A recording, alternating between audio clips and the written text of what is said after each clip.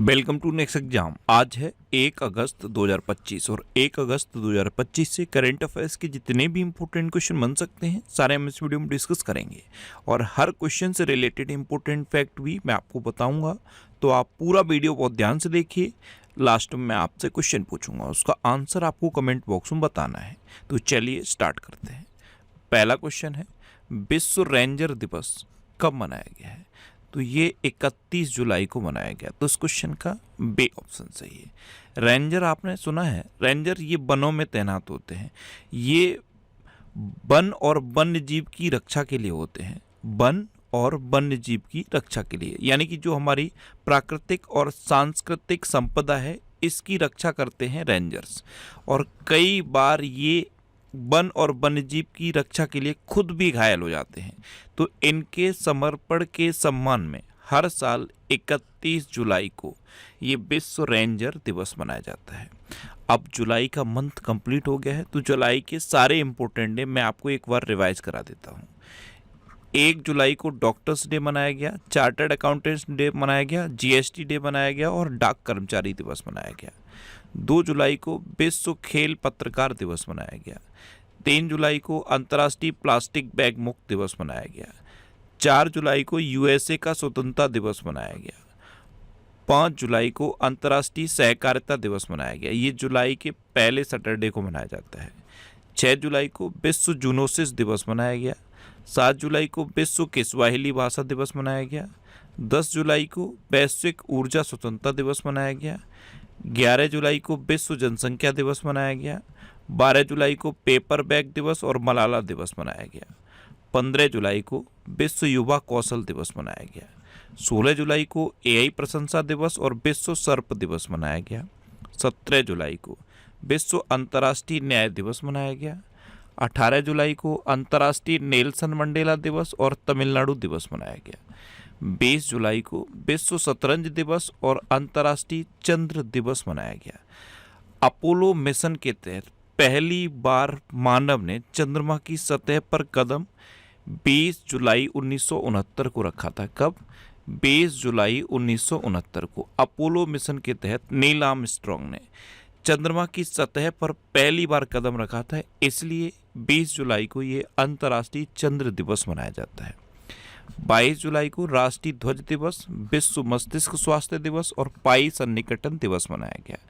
यहाँ पे आप पाई दिवस भी याद रखिए। पाई दिवस 14 मार्च को मनाया जाता है और पाई सन्निकटन दिवस 22 जुलाई को मनाया जाता है। 23 जुलाई को राष्ट्रीय प्रसारण दिवस मनाया गया। अब जब भी किसी भी मंथ की 23 तारीख आए, 23 सितंबर आपको याद आ जाना चाहिए।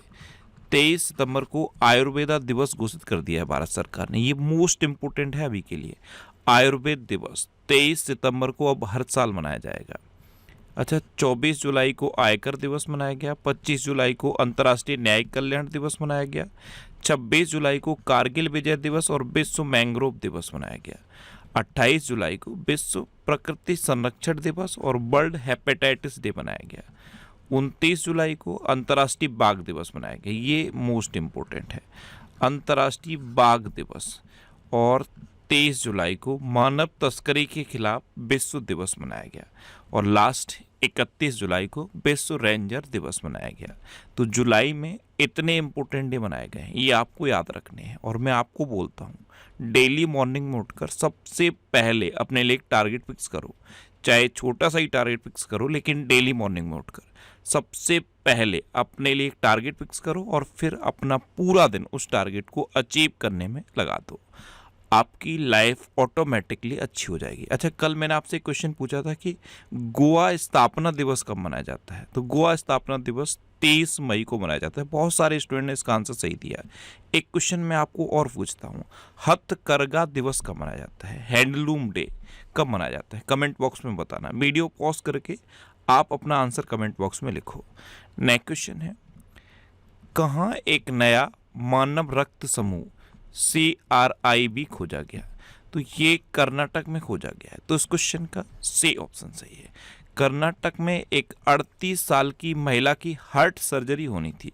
उस टाइम उसका ब्लड टेस्ट हुआ और ब्लड टेस्ट में एक नया यूनिक ब्लड ग्रुप पाया गया। ये दुनिया में अब तक कहीं भी नहीं देखा गया। ये पहली बार किसी मानव में ये नया ब्लड ग्रुप पाया गया है। CRIB इंडिया में पाया गया इसलिए आई, कर्नाटक के बेंगलुरु में पाया गया इसलिए बी लगाया गया, आई और बी इसलिए लगाएगा, और ये मेडिकल टर्म है CR। तो CRIB इस ब्लड ग्रुप को नाम दिया गया है। ये कर्नाटक में पाया गया है। अब कर्नाटक, तो ये है मैप में कर्नाटक। कर्नाटक की कैपिटल है बेंगलुरु। कर्नाटक के चीफ मिनिस्टर हैं सिद्धारमैया। कर्नाटक के गवर्नर हैं थावर चंद्र गहलोत। अच्छा, कर्नाटक में अलमाटी बांध है, ये कृष्णा नदी पर है, और कृष्णराज सागर बांध है, ये कावेरी नदी पर है। कल ये क्वेश्चन मैंने आपसे पूछा था कि भारत में मक्के का सबसे बड़ा उत्पादक कौन है, तो भारत में मक्के का सबसे बड़ा उत्पादक कर्नाटक है। दूसरे नंबर पे मध्य प्रदेश है, तीसरे नंबर पे महाराष्ट्र है, और अगर आपसे पूछा जाए कि दुनिया में मक्के का सबसे बड़ा उत्पादक देश कौन सा है, तो आंसर हो जाएगा USA। अच्छा, भारत कौन से नंबर पे है मक्के के उत्पादन में? भारत 5वें नंबर पे है। इस तरह से इतना डिटेल में अगर आप आंसर लिखोगे तो इतनी बेहतर तरीके से चीज़ें आपको याद होंगी कि आप खुद नहीं सोच सकते, और कभी आप इनको भूलोगे नहीं। एक ये इमेज मैंने लगाई है, ये मोस्ट इम्पोर्टेंट है। ये इस बार का इंटरनेशनल बुकर प्राइज ये बानू मुश्ताक हैं और ये दीपा बास्ती, इन दोनों को मिला है। बानू मुश्ताक और दीपा बास्ती, इनका ये एक नोबल है, हार्ट लैम्प सेलेक्टेड स्टोरी। इनको, ये जो बानू मुश्ताक हैं, इन्होंने ये नोबल लिखा था और इसका इंग्लिश में ट्रांसलेशन दीपा बास्ती ने किया। इसलिए बानू मुश्ताक और दीपा बास्ती दोनों को इंटरनेशनल बुकर प्राइज 2025 मिला है। और कॉफ़ी का सबसे बड़ा उत्पादक कर्नाटक है। ये भी क्वेश्चन बहुत इंपॉर्टेंट है। भारत में कॉफ़ी का सबसे बड़ा उत्पादक कर्नाटक है। अच्छा, कर्नाटक के मंगलोर की छात्रा रेमोना परेरा ने लगातार 170 घंटे भरतनाट्यम करके विश्व रिकॉर्ड बनाया। कर्नाटक सरकार ने एक नया देवदासी कानून प्रस्तावित किया है। कर्नाटक सरकार ने दृष्टिबाधित यात्रियों की सहायता के लिए ध्वनि स्पंदन योजना शुरू की। भारत का दूसरा सबसे लंबा केबल स्टेड ब्रिज कर्नाटक के शिवमोग्गा में खुला है। अच्छा, ये दूसरा है। फिर मैं आपसे क्वेश्चन पूछ रहा हूँ, भारत का पहला सबसे लंबा केबल स्टेड ब्रिज कहाँ खुला था? आंसर बताना। मैं बीच बीच में आपको रिवाइज भी कराने के लिए इस तरह के क्वेश्चन पूछूंगा जो बहुत इंपॉर्टेंट है, और इनके आंसर भी मैं आपको नेक्स्ट वीडियो में दूंगा। जैसे मैंने आपसे ये क्वेश्चन पूछा था कि भारत का पहले नंबर का सबसे लंबा केबल स्टेड ब्रिज कहाँ खुला, इसका आंसर आपको बताना है। वीडियो पॉज करो और वीडियो को लाइक करके आप अपना आंसर लिखो। अच्छा, 78वीं सीनियर राष्ट्रीय एक्वेटिक चैंपियनशिप की पदक तालिका में कर्नाटक शीर्ष पर रहा। कर्नाटक सरकार ने हुक्का बार पर प्रतिबंध लगाया।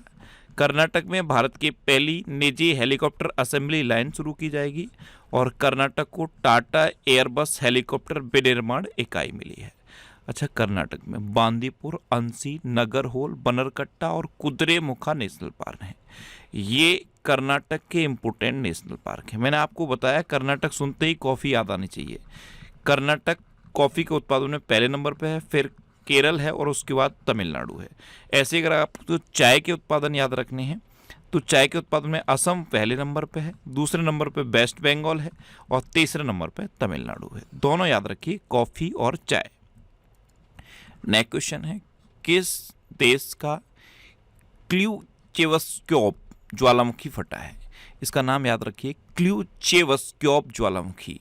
ये रूस में है और अभी ये फटा है। आपको पता है रूस का जो प्रायद्वीप है कामचाटका, ये प्रायद्वीप है रूस का कामचाटका। मैं आपको मैप में दिखाता हूँ, यहाँ पे है ये कामचाटका प्रायद्वीप। यहाँ पे अभी 8.8 तीव्रता का, रेक्टर स्केल पर 8.8 तीव्रता का भूकंप आया, और इसी एरिया में ये क्ल्यूचेवस्क्योप ज्वालामुखी है, ये भी फटा है। तो इस क्वेश्चन का बे ऑप्शन से। एक तो इसका नाम याद रखना, आपसे सिंपली कभी पूछा जा सकता है कि क्ल्यूचेवस्क्योप ज्वालामुखी कहाँ है, तो आंसर क्या होगा? रूस। और अभी इसमें विस्फोट भी हुआ है। अब रूस, तो ये है मैप में रूस। रूस की कैपिटल क्या है? मॉस्को। रूस की करेंसी है रशियन रूबल, और उसके प्रेसिडेंट हैं व्लादिमीर पुतिन।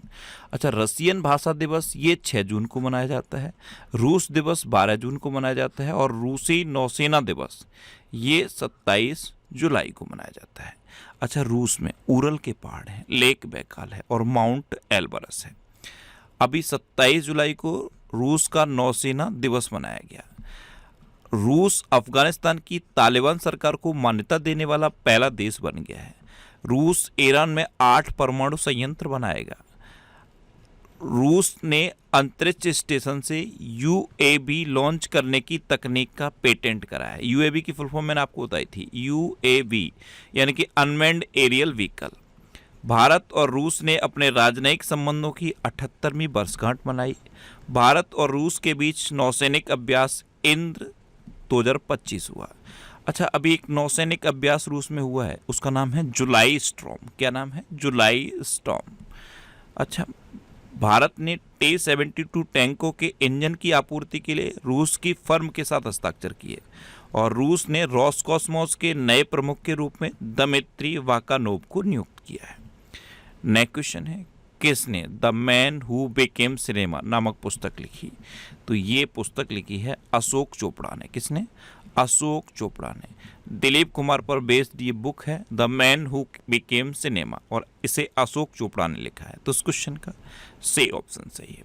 अच्छा, अभी विश्वरूप रॉय चौधरी ने green gold the neem pharmacy नामक पुस्तक लिखी।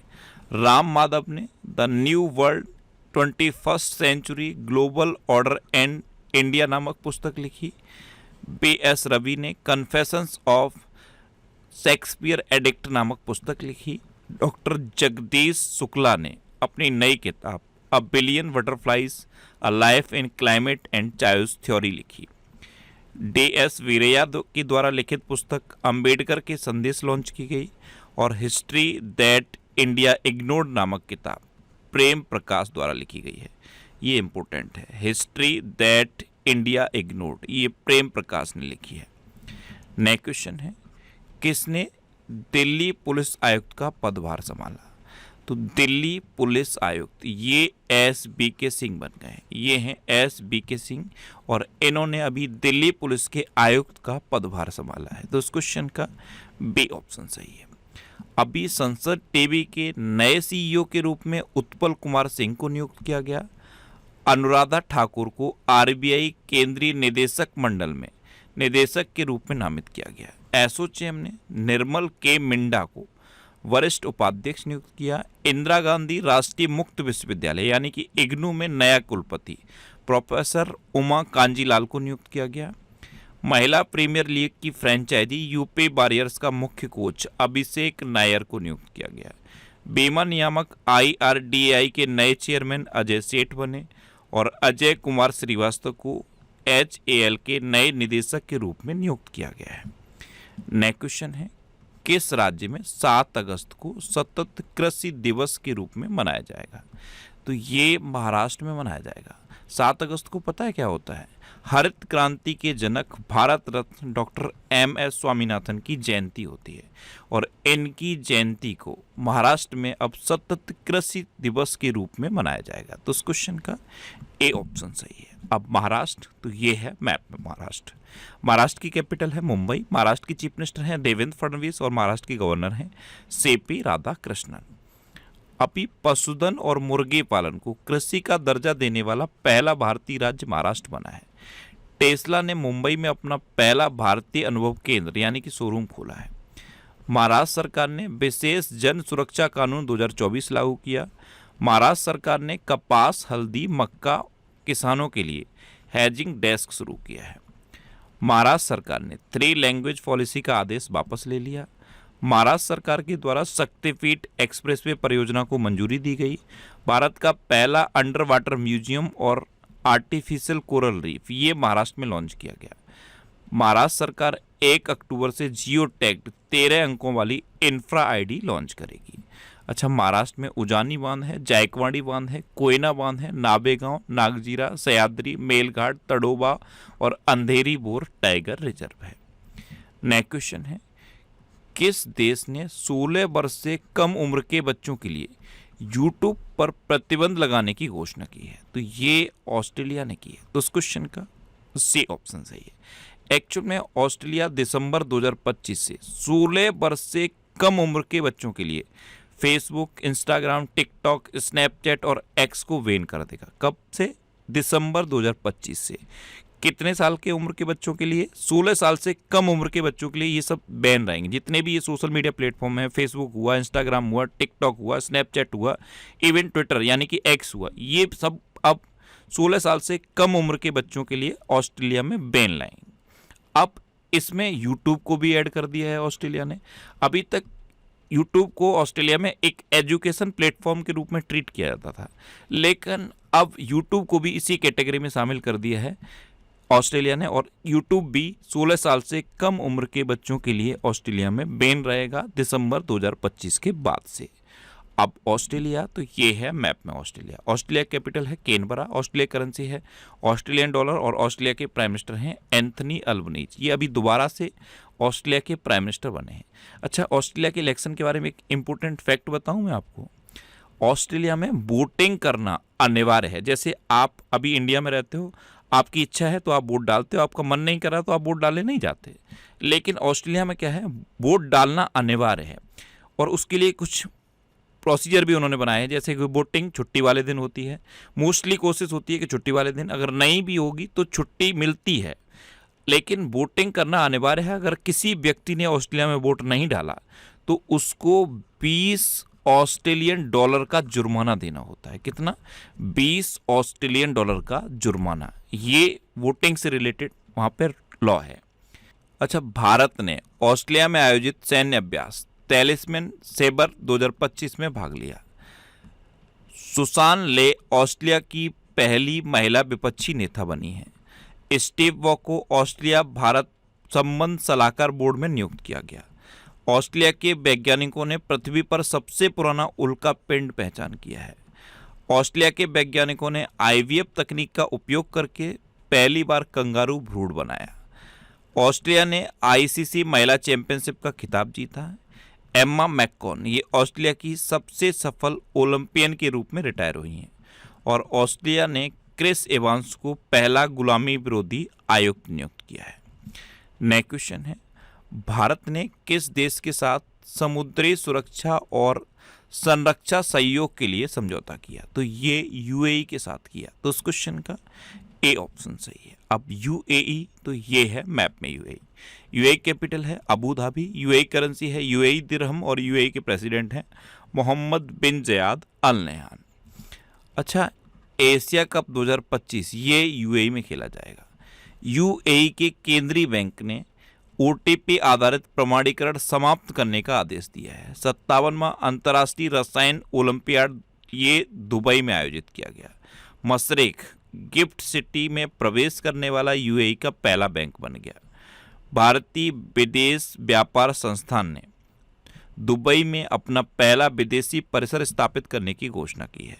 यूएई ने वैश्विक स्थिरता योगदानकर्ताओं के लिए 10 वर्षीय ब्लू रेजिडेंसी वीजा शुरू किया, और यूएई ने इंटरपोल की गवर्नेंस समिति की अध्यक्षता संभाली। नेक्स्ट क्वेश्चन है, हाल ही में आई रिपोर्ट के अनुसार सबसे अधिक बाघ घनत्व कहाँ दर्ज किया गया है? तो ये बांदीपुर नेशनल पार्क में दर्ज किया गया। तो इस क्वेश्चन का सी ऑप्शन सही है। सबसे अधिक बाघ घनत्व बांदीपुर नेशनल पार्क में, और ये पता है कहाँ पे है? कर्नाटक में। दूसरे नंबर पे जिम कॉर्बेट नेशनल पार्क है, ये कहाँ पे है? उत्तराखंड में। और तीसरे नंबर पे काजीरंगा नेशनल पार्क है, ये कहाँ पे है? असम में है। बांदीपुर नेशनल पार्क में जो बाघ घनत्व है ये 19.83 का है। बाघ घनत्व क्या होता है? प्रति 100 किलोमीटर का जो एरिया है, प्रति 100 वर्ग किलोमीटर का जो एरिया है उसमें कितने बाघ हैं, ये होता है बाघ घनत्व। तो बांदीपुर में 19.83 है। दूसरे नंबर पर जिम कॉर्बेट है, यहाँ 19.56 है, और तीसरे नंबर पर काजीरंगा है, यहाँ 18.65 है। नेक्स्ट क्वेश्चन है, भारतीय तटरक्षक बल के लिए देश के पहले स्वदेशी होवरक्राफ्ट का निर्माण किस राज्य में शुरू हुआ है? तो ये गोवा में शुरू हुआ है। तो उस क्वेश्चन का बी ऑप्शन सही है। अब माइंड में क्लिक नहीं किया कि ये होवरक्राफ्ट क्या होता है, तो ये होता है होवरक्राफ्ट। अब ये तो नॉर्मल शिप की तरह लग रहा है, लेकिन होवरक्राफ्ट क्या है? तो होवरक्राफ्ट को एयर कुशन व्हीकल भी कहा जाता है। क्या कहा जाता है? Air cushion vehicle. और होवरक्राफ्ट की जो स्पेशलिटी है वो ये है, ये जो नीचे का एरिया है जिस पे ये चल रहा है, जल पे चल रहा है, लेकिन पानी और होवरक्राफ्ट की सतह के बीच में ये एक एयर की सतह बना लेता है, एयर का सरफेस बना लेता है और उस पर चलता है। ये पानी पे भी चल सकता है, रेत पे भी चल सकता है, नॉर्मल ज़मीन पे भी चल सकता है, हवा में भी चल सकता है। ये होता है होवरक्राफ्ट। क्यों? क्योंकि ये अपनी सतह और जो नॉर्मल सरफेस है, चाहे वो पानी हो चाहे वो ज़मीन हो, कुछ भी हो, उसके बीच में एक एयर सरफेस बना लेता है, उस पर ये चलता है। तो ये होता है होवरक्राफ्ट। अब इसका निर्माण गोवा में शुरू हुआ है, तो ये है मैप में गोवा। गोवा की कैपिटल है पणजी। गोवा के चीफ मिनिस्टर हैं प्रमोद सावंत और गोवा के गवर्नर हैं पुष्पति अशोक गजपति राजू। अच्छा, अभी गोवा में मंडोवी नदी पर रोरो फेरी सेवा शुरू हुई। गोवा की फैनी को जीआई टैग मिला। उपराष्ट्रपति जगदीप धनखड़ ने गोवा के राजभवन में आचार्य चरक और ऋषि सुश्रुत की मूर्तियों का उद्घाटन किया। उस टाइम उपराष्ट्रपति जगदीप धनखड़ थे, लेकिन अब इन्होंने इस्तीफा दे दिया है।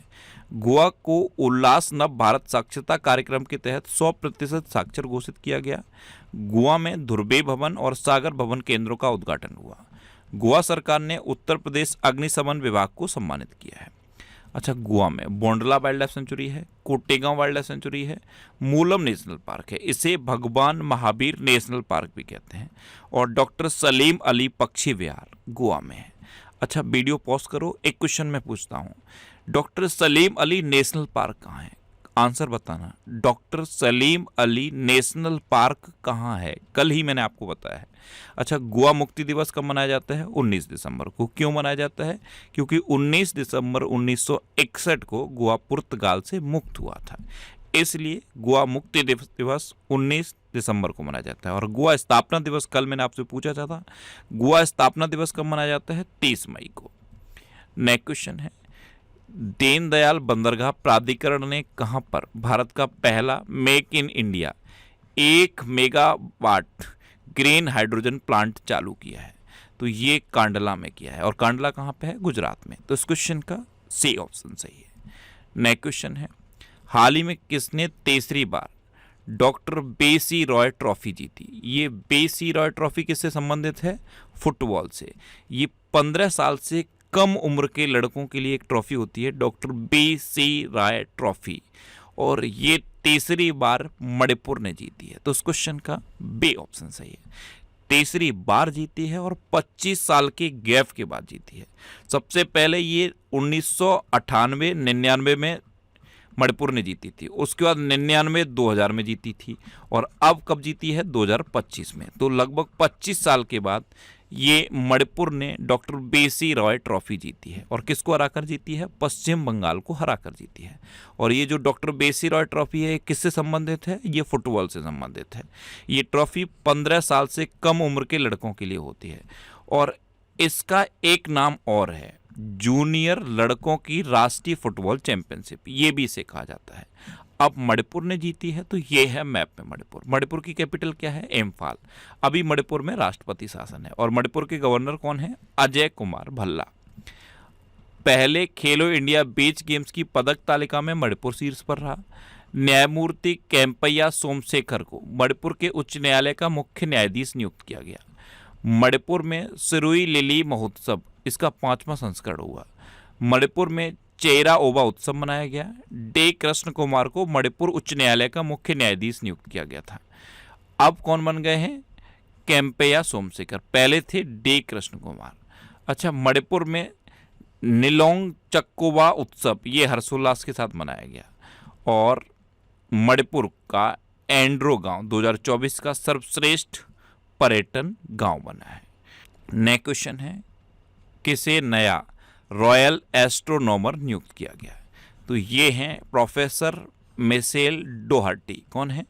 मिशेल डोहर्टी, और इनको ब्रिटेन में नया रॉयल एस्ट्रोनॉमर नियुक्त किया गया है। तो इस क्वेश्चन का सी ऑप्शन सही। ये जो रॉयल एस्ट्रोनॉमर का पद है ना, इस पद को 1675 में बनाया गया था। कब? 1675 में। और ये जो रॉयल एस्ट्रोनॉमर होते हैं, इनका काम क्या होता है? जो ब्रिटेन में राजशाही है, राजशाही को जो खगोलीय मामले हैं, उन मामलों के बारे में सलाह देना। जो रॉयल एस्ट्रोनॉमर होता है, ब्रिटेन की राजशाही को खगोलीय मामलों की सलाह देते हैं। तो पहली महिला रॉयल एस्ट्रोनॉमर बन गई हैं प्रोफेसर मिशेल डोहर्टी। ये हैं प्रोफेसर मिशेल डोहर्टी। अच्छा, ये करंट अफेयर्स की बुक है। इसमें पूरे 1 साल के करंट अफेयर्स हैं। कब से कब तक के? 1 जुलाई 2024 से इसमें जून 2025 तक के थे। और ये इसका तीसरा एडिशन है। इसमें 1 अगस्त 2024 से लेकर 15 जुलाई 2025 तक के करंट अफेयर्स हैं। इस बुक को मैं हर मंथ अपडेट कर देता हूँ। आपको जिस मंथ तक का करंट अफेयर्स पढ़ना है, सपोज आपका एग्जाम अभी 1 महीने बाद होना है, तो आपको पिछले 2 महीने पहले तक का करंट अफेयर्स पढ़ना है। आप वहाँ तक की बुक लो। इस बुक को हर मंथ में पूरा पढ़ता हूँ और पूरा इसे अपडेट करता हूँ। और इस बुक को मुझे करंट अफेयर्स की अब तक की सबसे अपडेटेड बुक बनाना है, इसलिए मैं इसे पूरा पढ़ता हूँ। जितना भी अपडेट हो सकता है इसको मैं करता हूँ। हर मंथ ये बुक अपडेट होके आती है। पूरे 1 साल के करंट अफेयर्स हैं। इसमें डिस्क्रिप्टिव करंट अफेयर्स भी हैं, पूरे 1 साल के वन लाइनर करंट अफेयर्स भी हैं, और सबसे इंपॉर्टेंट पूरे 1 साल के ऑब्जेक्टिव करंट अफेयर्स के क्वेश्चन भी हैं। ऑब्जेक्टिव करंट अफेयर्स जो हैं उसका जो आंसर है उसको आप पढ़ना। आंसर का जो एक्सप्लेनेशन लिखा है वो बॉक्स में लिखा है, और अगर आप एक क्वेश्चन का एक्सप्लेनेशन पढ़ोगे तो मिनिमम 4 से 5 क्वेश्चन आपको तैयार होंगे। ये बुक अब तक इतने सिटीज़ में अवेलेबल है। इस लिस्ट में आप अपने सिटी का नाम देखो, आपके सिटी के नाम क्या भी, जिस भी बुक शॉप का नाम लिखा है आप उस बुक शॉप पे कांटेक्ट करो। आप बुक का फ़ोटो उनको दिखाओ कि ये बुक हमको चाहिए, आपको ये बुक अवेलेबल हो जाएगी। अगर सपोज आपके सिटी में नहीं होती तो ये बुक अमेजन और फ्लिपकार्ट पे अवेलेबल है, आप इसे ऑनलाइन ले सकते हो। मेरा बस आपसे इतना रिक्वेस्ट है, अगर आप इसे ऑनलाइन लेते हो तो ऑनलाइन इसका रिव्यू जरूर लिखना। जब भी आप कोई चीज़ परचेज करते हो तो उसका रिव्यू लिखते हो।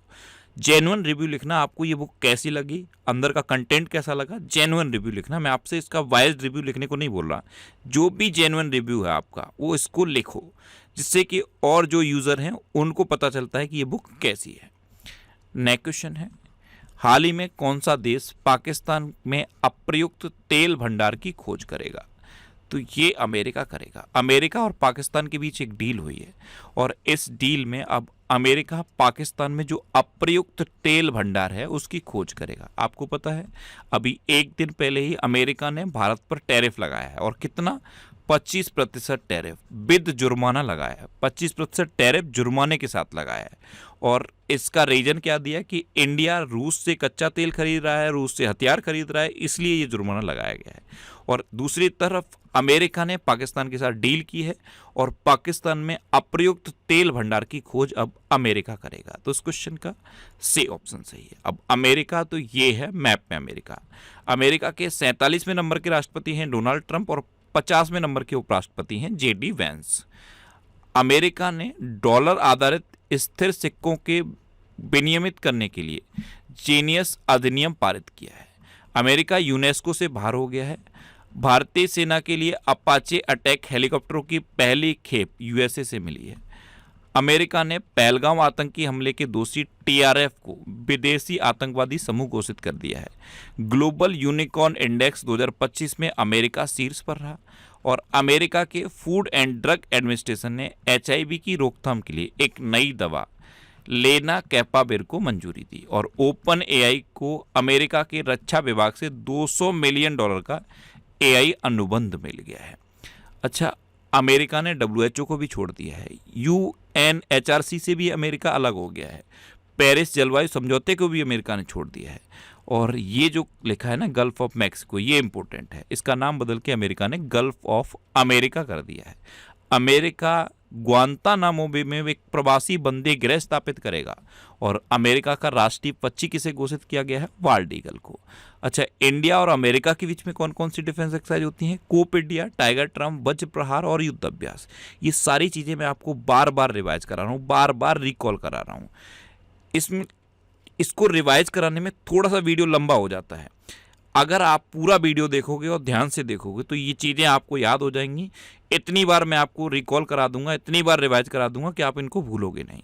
बस आपको एक हैबिट डेवलप करनी है। मॉर्निंग में बिस्तर छोड़ने से पहले इस वीडियो को देखने की आप हैबिट लगा लो। मैक्सिमम 20 से 30 मिनट का टाइम अपने लिए निकालना है। मॉर्निंग में जैसे ही आपकी आँख खुलती है सबसे पहले इस वीडियो को देखने की हैबिट बनाओ। मैं कोशिश करता हूँ डेली मॉर्निंग में 4 बजे इस वीडियो को अपलोड कर दूँ, और पिछले 2699 दिन से लगातार मैं इस वीडियो को मॉर्निंग में 4 बजे अपलोड कर रहा हूँ। कभी लेट हो सकता है, आधा घंटे 1 घंटे लेट हो सकता है, लेकिन मैक्सिमम टाइम है मैं 4 बजे से अपलोड कर देता हूँ। बस आपको हैबिट बनानी है। अगर आपने ये हैबिट बना ली मॉर्निंग में उठ के इस वीडियो को देखने की, तो किसी भी एग्जाम में आपका करंट अफेयर्स का एक सिंगल भी क्वेश्चन गलत नहीं हो सकता। नेक्स्ट क्वेश्चन है, हाल ही में एयर न्यूजीलैंड ने किसे अपना नया CEO नियुक्त किया है? तो निखिल रविशंकर, ये है निखिल रविशंकर, इनको एयर न्यूजीलैंड ने अपना नया CEO अपॉइंट किया। तो इस क्वेश्चन का बी ऑप्शन सही है। अब लास्ट वीडियो के क्वेश्चन का आंसर। लास्ट वीडियो मैंने आपसे क्वेश्चन पूछा था कि किस देश ने दुनिया के सबसे शक्तिशाली गैर परमाणु बम गजैब का अनावरण किया? तो ये तुर्की ने किया, यानी कि इस क्वेश्चन का सी ऑप्शन सही था और लगभग सभी स्टूडेंट ने इसका आंसर सही दिया। मोस्टली स्टूडेंट ने इसके बारे में डिटेल में लिखा। मैं आपको एक बार फिर बोलूँगा, क्वेश्चन के बारे में आपको जितना ज़्यादा से ज़्यादा पता हो आप लिखा करो, क्योंकि जो चीज़ें आप लिख देते हो फिर उन्हें आप कभी नहीं भूलते। वीडियो थोड़ा सा लंबा हो रहा है, लेकिन जितना ज़्यादा डिटेल में मैं बताने की कोशिश करूँगा उतना थोड़ा सा लंबा हो सकता है, लेकिन आप इसे पूरा देखा करो। इस तरह से डिटेल में आंसर लिखो। अगर डिटेल में लिखोगे तो आपको चीज़ें हमेशा के लिए याद हो जाएंगी। ये नेक्स्ट एग्जाम का व्हाट्सएप चैनल है और व्हाट्सएप आपके मोबाइल में 100% होगा। इस QR कोड को स्कैन करो। व्हाट्सएप में जो ऐड कॉन्टैक्ट वाला ऑप्शन आता है उस पर जाके इसे स्कैन करो और इस व्हाट्सएप चैनल को ज्वाइन कर लो। यहाँ पे आपको करंट अफेयर्स के अपडेट मिलते रहेंगे। ये टेलीग्राम चैनल है और टेलीग्राम चैनल इसलिए इंपॉर्टेंट है क्योंकि यहाँ पे मैं PDF पोस्ट करता हूँ। डेली करंट अफेयर्स की PDF, वीकली PDF और भी जितनी भी इंपॉर्टेंट PDF हो सकती हैं सारी मैं टेलीग्राम चैनल पर पोस्ट करता हूँ। तो टेलीग्राम पर नेक्स्ट एग्जाम सर्च करके आप इसे ज्वाइन कर लो। इसे आप इस QR कोड को स्कैन करके भी ज्वाइन कर सकते हो। टेलीग्राम पे इस तरह के ऐड पोस्ट करता है टेलीग्राम, इन पर नहीं क्लिक करना, आपको PDF डाउनलोड करना है। आप PDF डाउनलोड करिए। ये वीकली वीडियोस हैं और वीकली वीडियोस में यूट्यूब पर फैक्ट स्टडी चैनल पर अपलोड करता हूं, तो यूट्यूब पर फैक्ट स्टडी सर्च करके आप इन वीडियोस को देख सकते हो। अब आपके लिए रिवीजन के क्वेश्चन। अभी प्रोफेसर आशीष कुमार घोष को हरियाणा का नया राज्यपाल घोषित किया गया। पंजाब सरकार ने ऑपरेशन जीवन ज्योत शुरू किया। इगा स्विटेक ने विंबलडन 2025 महिला एकल खिताब जीता। अब ये आपको याद हो गया होगा, इतनी बार मैंने रिवाइज करा है, डेफिनेटली आपको याद हो गया होगा। इगा स्विटेक कहाँ की हैं? पोलैंड की। इन्होंने विंबलडन 2025 महिला एकल खिताब जीता है।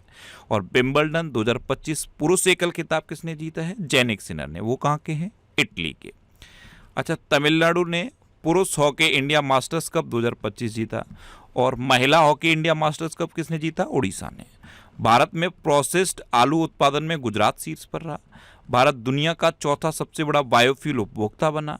गीतांजलि श्री ने पेन अनुवाद पुरस्कार जीता। नासा के एयर स्पेस प्रोग्राम को पूरा करने वाली पहली भारतीय डांगेटी जानवी बनी। ब्रिटेन में मतदान की उम्र को घटाकर 16 साल कर दिया गया। हेनले पासपोर्ट इंडेक्स 2025 में सिंगापुर पहले नंबर पर रहा और भारत 77वें नंबर पर रहा। कल मैंने आपको पूछा था जो वर्ल्ड प्रेस फ्रीडम इंडेक्स है उसमें इंडिया कौन से नंबर पर रहा? तो वर्ल्ड प्रेस फ्रीडम इंडेक्स में इस बार इंडिया 151वें नंबर पर रहा है और नॉर्वे टॉप पे रहा था। ये बीच बीच में मैं आपको इंपॉर्टेंट क्वेश्चन इसलिए पूछ रहा हूँ जिससे कि आप इनको जब लिखोगे तो ये आपको याद रहेंगे। और एक रिक्वेस्ट और है आपसे, अगर ये वीडियो आपकी लाइफ में 1% भी वैल्यू एडिशन करता है, थोड़ा भी वैल्यू एडिशन करता है, आपकी नॉलेज को इंप्रूव करता है, तो इसे आप शेयर जरूर किया करो। आपके पास जो भी व्हाट्सएप और फेसबुक ग्रुप हैं उनमें आप इस वीडियो को शेयर जरूर किया करो। अच्छा, प्रति बूथ मतदाताओं की संख्या 1200 से कम करने वाला पहला राज्य बिहार बन गया है। दिव्या देशमुख ने फिडे महिला शतरंज विश्व कप 2025 जीता। इंग्लैंड ने महिला यूरो कप 2025 खिताब जीता। फ्रांस ने फिलिस्तीन को स्वतंत्र देश के रूप में मान्यता देने की घोषणा की है। तमिलनाडु में स्थित जिंजी किला ये यूनेस्को विश्व धरोहर स्थल घोषित हुआ। सोनाली मिश्रा ये RPF की पहली महिला महानिदेशक बनी। चेहरा स्कैन कर राशन वितरण करने वाला पहला राज्य हिमाचल प्रदेश बना। फेडे शतरंज विश्व कप 2025 की मेजबानी भारत करेगा। प्रोफेसर उमा कांजीलाल को इग्नू का नया कुलपति नियुक्त किया गया और भारत सरकार ने UK के साथ फ्री ट्रेड एग्रीमेंट को मंजूरी दी। अब आपके लिए आज का क्वेश्चन है, अमेरिकी राष्ट्रपति डोनाल्ड ट्रंप ने भारतीय निर्यात पर कितने प्रतिशत टैरिफ लगाने की घोषणा की है? 4 ऑप्शन दिए गए हैं, इनमें से आपको अपना आंसर बताना है। और इसके अलावा हम हमारे फेसबुक पेज पर previous year question daily post करते हैं, तो आप फेसबुक पर नेक्स्ट एग्जाम सर्च करके हमारा फेसबुक पेज ज्वाइन कर सकते हैं, क्योंकि प्रीवियस ईयर क्वेश्चन आपको बहुत हेल्प करते हैं। अगर आपको किसी क्वेश्चन में कोई डाउट होता है या आपको अपने करियर से रिलेटेड भी कोई प्रॉब्लम है तो आप इंस्टाग्राम, फेसबुक और एक्स पर इंद्रेश आरसी सर्च करके आप मेरे साथ जुड़ सकते हैं और कोई भी डाउट, कोई भी confusion without any hesitation discuss कर सकते हैं।